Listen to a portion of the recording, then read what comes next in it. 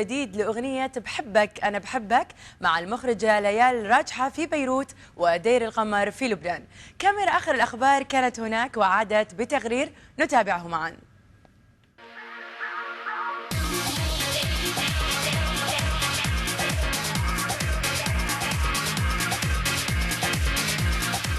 ليال أول تعامل بحبيبي غير كان كتير مميز وطلعتني بصورة جديدة وبستايل جديد.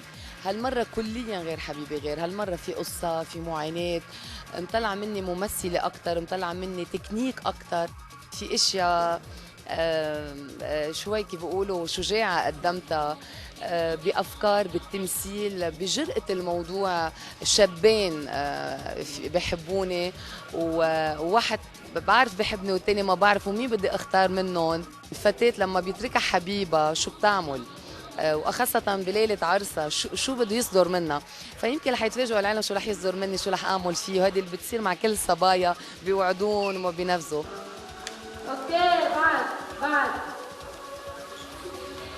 بعد يلا رولينج. مثل ما شايفين اللوك جديد كتير مهضوم وكتير اوريجينال، والفكره انه نعطي انسبيريشن جديد لباسكال. فكره مش ما بتضيف شيء، بس هي انه واحد ممكن ينقل نقله جديده لإله. اشقر؟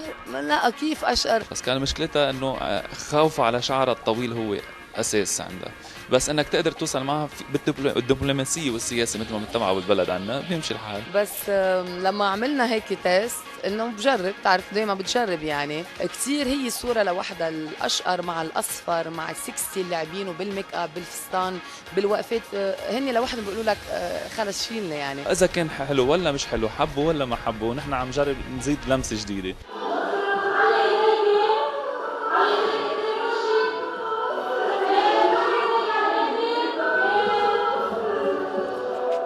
عملته من 4 أيام مسلسل اسمه مكتوب، مسلسل رمضاني كتير، كان جزء أولي بكسين وهذا الجزء الثاني.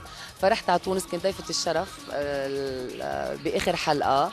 كتير حلو، وفكرة المسلسل كتير كمان حلوة. هو المسلسل بيرجع عهده لل 2004 لورا، فغنيت اللي كانوا بال 2004 يعني شو عملت لك انا وانا حبيته الاشياء ال 2004. هل صحيح انك طلبت مبلغ $100,000 للطلة بالمسلسل؟ سمعتها، وين جايبين هالاشياء؟ مسلسل بيليق يعني باسم، هذا اللي كان الاهم، مش بس المصاري. لا اكيد انه في مردود مالي اللي بيليق باسمي او بهيدا، بس انه مش هالقد ومش مثل ما هلا عم بيزيدوها. بالصيفيه حيكون في حفلات ببيال مهرجانات بيروت عليه بقصر النجوم، حفلة المغتربين كمان بجونة، حيكون في حفلة بالأردن، حفلتين بسوريا، حفلة بمصر وحفلتين بالمغرب وحفلة بتونس.